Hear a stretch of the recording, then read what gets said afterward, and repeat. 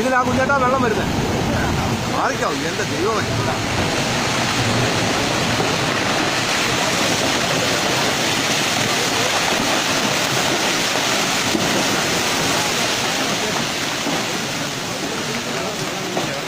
വെള്ളം വരുന്നേ ഉള്ളൂ. ഇതാ നേരെ വരുന്നേ ഉള്ളൂ.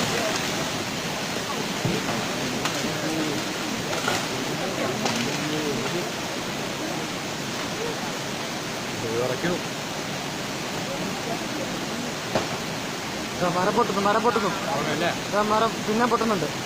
അത് ആ ഭാഗം പൊട്ടുന്നു. ആ ഭാഗം പൊട്ടുന്നു.